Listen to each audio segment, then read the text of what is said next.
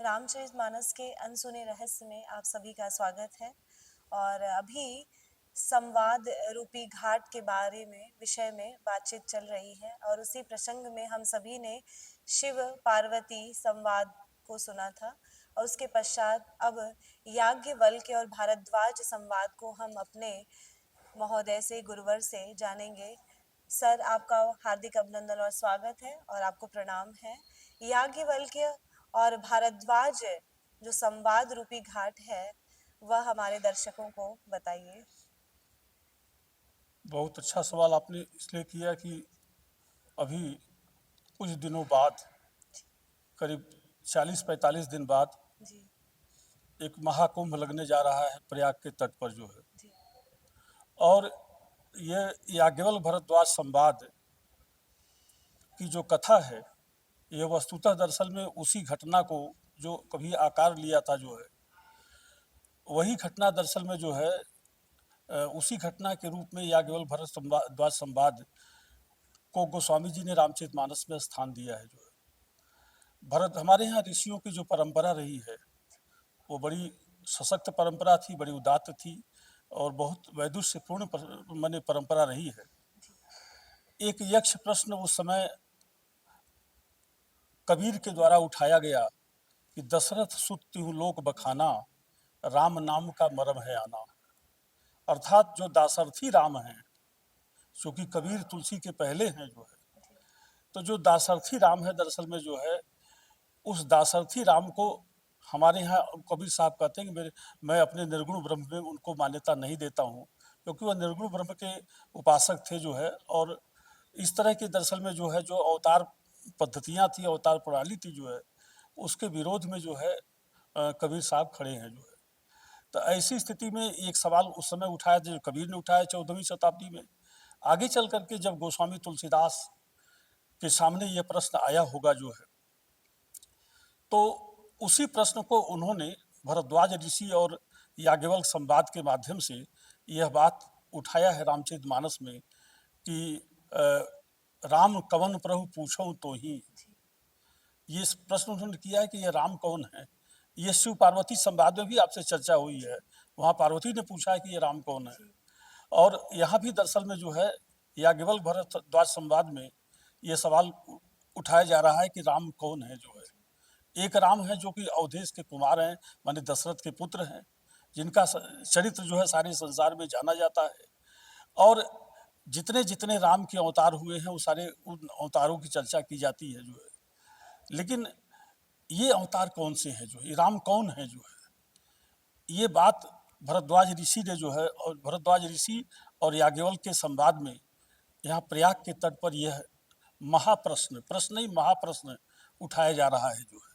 और इसके उत्तर में जो कथा का एक घाट है, जिस तट पर बैठ करके जो है कथा कही जा रही है, और जो जिसको कहते हैं हम प्रयागराज में जो है, उसका अगर कहें तो आप संगम का जो तट है जिसमें गंगा, यमुना और सरस्वती तीनों नदियाँ प्रवाहित है जो है।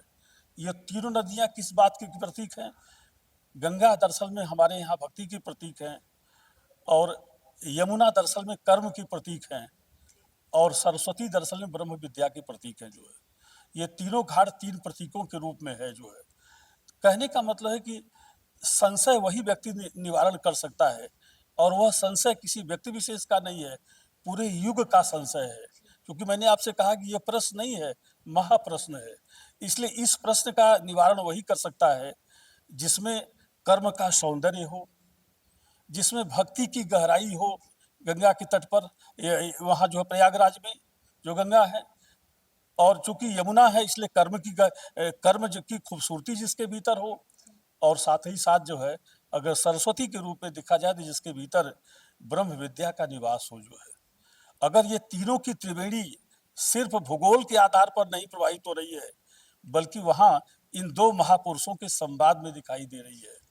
और रामचरितमानस में जहाँ जहाँ यह संवाद याज्ञवल्क्य भारद्वाज संवाद हुए हैं, आप उठा के देखिएगा, बहुत बारीक अध्ययन करने पर यह पता चलता है कि वास्तव में यह त्रिवेणी वहाँ जो है, जो संगम तट है जो है, वास्तव में कथा में प्रवाहित हो रहा है जो है। चूंकि सरस्वती की धारा, ऐसा कहा गया, आज तो विलुप्त हो गई हैं, प्रयागराज में गंगा यमुना तो दिखाई देती, लेकिन सरस्वती दिखाई नहीं देती हैं जो है। तो सरस्वती ब्रह्म विद्या हैं, इसलिए नहीं दिखाई देती हैं क्योंकि ब्रह्म विद्या दरअसल में जो है कहीं न कहीं ब्रह्म विद्या का जो स्वरूप है बहुत स्पष्ट नहीं होता है जो है। तो ऐसी स्थिति में भरद्वाज ऋषि के सामने इन तीनों को दरअसल में जो है, कर्म को और साथ ही साथ भक्ति को और ब्रह्म विद्या, तीनों को केंद्र में रख कर के दरअसल में जो है यहाँ राम कथा प्रारंभ किया है जो है। इसलिए एक तट से जो ये समाधान होने जा रहा है कि राम कौन है, इसके उत्तर में आगे चल कर के कथा ये बताएगी कि नहीं, माने जो ये आया है कि दरअसल में यही प्रश्न था कि ये राम कौन है जो है। तो ऐसी स्थिति में ये बाद में आगे चल कर के वो ये बताया जाता है कि दशरथ जो के पुत्र के रूप में जो राम है और जो कबीर के द्वारा प्रतिपादित राम है, निर्गुण राम है जो है, यह वास्तव में दरअसल में गोस्वामी जी कहते हैं कि सगुन ही अगुन ही नहीं कछु भेदा, उभय हरहि भव संभव खेदा। अब बताइए कि यहाँ सगुण और निर्गुण में एकता स्थापित करने की बात गोस्वामी जी के मन में क्यों आई जो है। इसका कारण यह है कि पहले से जो चला आ रहा था प्रश्न, कबीर के द्वारा जो उठाया गया था सवाल कि दशरथ सुत लोग बखाना, राम नाम का मरम है आना, उस सवाल का उत्तर देना था दरअसल में जो है। इसलिए सीधे दरअसल में इस सवाल का उत्तर न दे करके गोस्वामी जी ने एक लाइन लिख दिया कि दरअसल में सगुण और निर्गुण में कोई भेद नहीं है। यद्यपि एक बात यह भी कही जाती है कि जीवन के आखिरी पड़ाव पर जब कबीर साहब थे, तो वहाँ भी दरअसल में उस समय भी उनसे यह सगुण और निर्गुण को लेकर के प्रश्न पूछा गया था। तो उन्होंने एक बहुत महत्वपूर्ण साखी कहा था, पद कहा था जो है कि सगुन हमारे पिता लगत हैं, निर्गुण लगे महतारी। सगुन हमारे पिता लगत हैं, निर्गुण लगे महतारी, काको निंदो काको बंदो, दोनों पल्ले भारी। तो एक ऐसी स्थिति आ जाती है असल में जो है, जहाँ सगुण और निर्गुण का भेद समाप्त हो जाता है। क्योंकि मैंने आपसे बताया था कि सीढ़ी चाहे सामने के दरवाजे की हो या पीछे के दरवाजे की हो, चढ़ना छत पर है। लक्ष्य दरअसल में जो है परमात्मा है।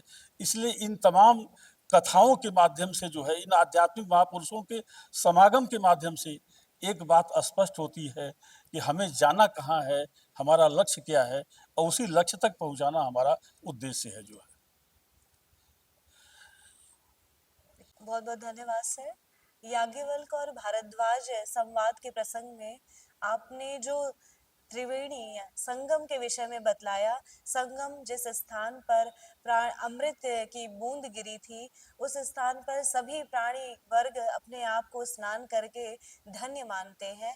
और रामचरितमानस में याज्ञवल्क्य भारद्वाज के माध्यम से जो यह त्रिवेणी अनवरत प्रवाहित हो रही है, आज आपके माध्यम से हम सभी दर्शकों ने, हमने और हमारे दर्शकों ने उसे जाना। इसके लिए आपका बहुत बहुत धन्यवाद। और निश्चित रूप से रामचरितमानस को सुनकर, राम कथा को सुनकर आप वैसे ही पवित्र हो जाएंगे जैसे आप मानो संगम में स्नान कर रहे हैं या संगम के बैठे हुए हैं।